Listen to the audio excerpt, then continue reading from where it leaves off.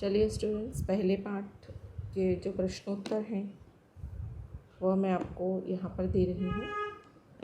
इस तरह से प्रश्नोत्तर देने का एक ही अभिप्राय है कि आप जब बोर्ड एग्ज़ाम में लिखेंगे प्रश्न और उत्तर तो इतनी ही क्लीनलीनेस से और इस तरह से हम लिखें, यही एक उद्देश्य है।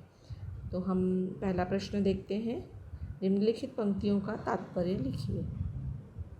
जिसमें पहला है, कहीं से हम आए थे नहीं। इन पंक्तियों का तात्पर्य मतलब इनका अर्थ हमें लिखना है।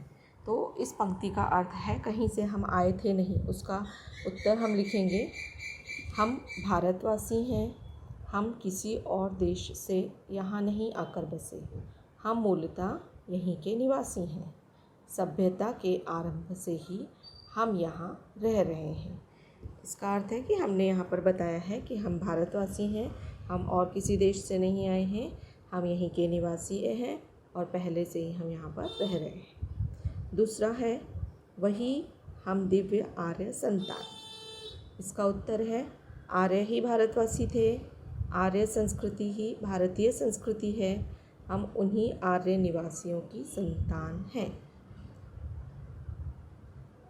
अब देखिए प्रश्न दूसरा हमको दिया है, उचित जोड़ियाँ मिलाइए। इसमें प्रश्न हमको दिया हुआ है, जैसे शब्द दिए हैं संचय, सत्य, अतिथि, रत्न, वचन, दान, हृदय, तेज, देव। अब इन जो शब्द हैं उनमें ही हमें उन्हीं शब्दों में से जोड़ियाँ बनानी हैं। तो इसका उत्तर पहला आएगा, जैसे संचय है तो संचय का जो जोड़ी आएगी वो दान आएगी। दूसरा सत्य है, सत्य का की जोड़ी आएगी वचन। तीसरा है अतिथि, जिसकी जोड़ी है देव। और चौथा है रत्न, जिसकी जोड़ी है तेज। अब प्रश्न तीसरा देखते हैं हम। लिखिए, मतलब हमें लिखना है। कविता में प्रयुक्त दो धातुओं के नाम, दो धातुओं के हमको नाम बताने हैं। तो इस कविता में दो धातु कौन कौन सी हैं? लोहा और स्वर्ण, ये दोनों धातु हैं। अब हम चलते हैं, इसी में दूसरा प्रश्न है जो भारतीय संस्कृति की दो विशेषताएं। तो भारतीय संस्कृति की दो विशेषताएं कौन कौन सी हैं? एक दानशीलता और दूसरी अतिथि सत्कार। उसके बाद हम देखते हैं प्रश्न चौथा। प्रस्तुत कविता की अपनी पसंदीदा किन्हीं दो पंक्तियों का भावार्थ लिखिए। मतलब हमें इस कविता में से अगर कोई जो दो पंक्तियाँ पसंद आई हों तो उनका जो भावार्थ है, भाव के साथ में उसका जो अर्थ है वो हमें लिखना है।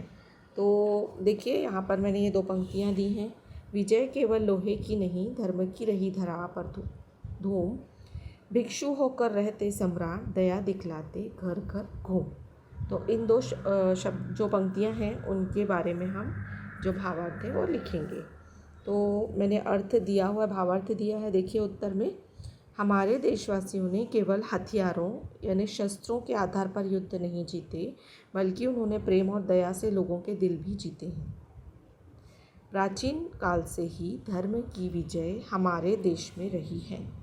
यहाँ गौतम बुद्ध और वर्धमान महावीर जैसे महान पुरुष हुए हैं, जिन्होंने राजपाट सब त्याग कर भिक्षु के रूप में रहकर ज्ञान प्राप्त किया और उस ज्ञान की ज्योति घर घर में जलाई। भिक्षु के रूप में ही उन्होंने लोगों के कष्ट दूर किए हैं और धर्म का प्रचार प्रसार किया है। जब हमने ये कविता देखी तभी हमने ये स्पष्टीकरण देखा था कि जो हमारे देशवासी जो हैं उन्होंने शस्त्रों से ही युद्ध नहीं जीते हैं, बल्कि उन्होंने प्रेम और दया से भी लोगों के दिल जीते हैं। जो भी शत्रु रहते थे, कभी कभी उन शत्रुओं पर दया करके उन्हें छोड़ भी दिया जाता था। इसी तरह धर्म का प्रचार प्रसार करने के लिए गौतम बुद्ध और वर्धमान महावीर ने बहुत सा काम किया है। यह तो मतलब राजपुत्र ही थे जिन्होंने सारा राजपाट त्यागा था और फिर घर घर जाकर उन्होंने धर्म और ज्ञान की ज्योति जलाई थी। अब हम प्रश्न 5वां देखेंगे। निम्नलिखित मुद्दों के आधार पर पद्य विश्लेषण कीजिए। पद्य विश्लेषण, पद्य के बारे में हमें सब जो भी जानकारियां हैं वो देनी है। जैसे रचनाकार का नाम क्या है? तो रचनाकार का नाम है श्री जयशंकर प्रसाद। रचना का प्रकार, किस प्रकार की रचना है ये? तो ये कविता है, पद्य है। तीसरा, पसंदीदा पंक्ति, तो यहाँ हमने पसंदीदा पंक्ति ली है, हृदय के गौरव में था गर्व, किसी को देख सके न विपन्न। यह पसंदीदा पंक्ति है, इन्हें हमें पसंद है पंक्ति। अब चौथा उसी में प्रश्न पूछा है कि पसंदीदा होने का कारण, ये पंक्ति हमें क्यों पसंद है, तो उसके बारे में हमें लिखना है, उस पंक्ति के बारे में हमें लिखना है।